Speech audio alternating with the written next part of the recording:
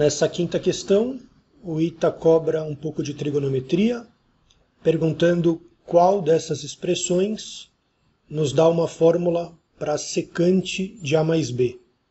Então, antes de mais nada, vamos colocar o nosso foco.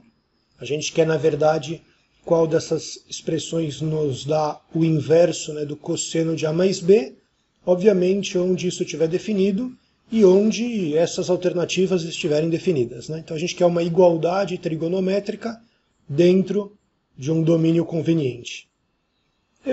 Vamos começar com a primeira alternativa, ainda que algumas delas sejam obviamente falsas, como eu vou tentar discutir com vocês. Primeiro, será que o inverso do cosseno da soma é igual ao inverso da tangente, da soma das tangentes?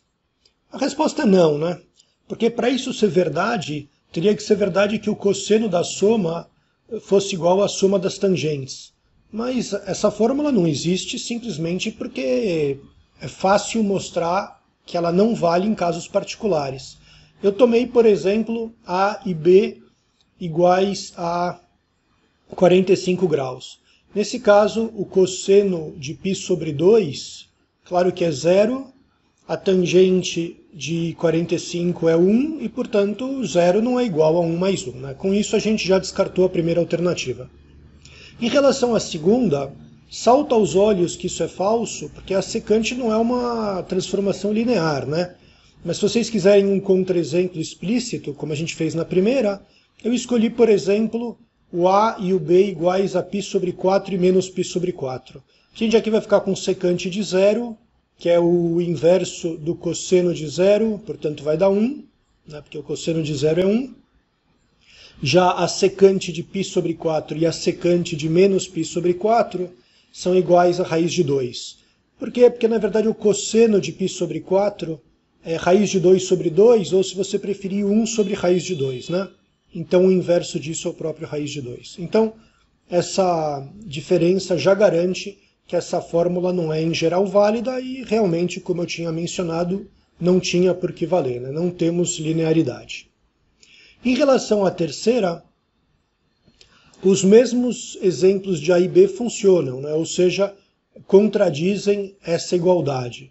Por quê? Porque do lado esquerdo a gente já tinha visto que dava 1, do lado direito, numerador, a gente tinha visto que dava 2 raiz de 2, só que o denominador vai dar 1 menos raiz de 2 mais raiz de 2, o denominador dá 1.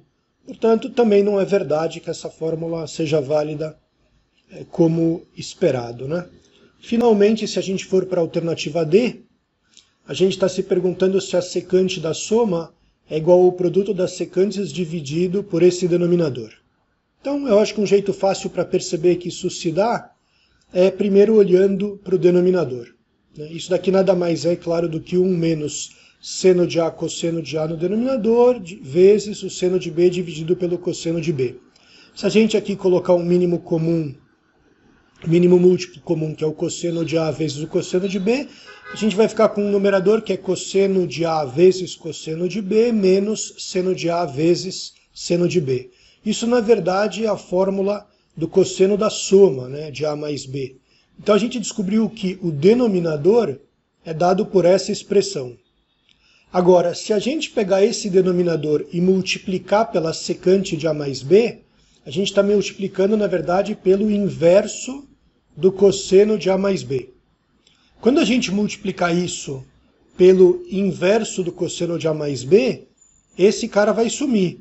E só vai sobrar o quê? 1 sobre cosseno de A e 1 sobre cosseno de B, multiplicados. É exatamente secante de A vezes secante de B, quando tudo isso estiver definido.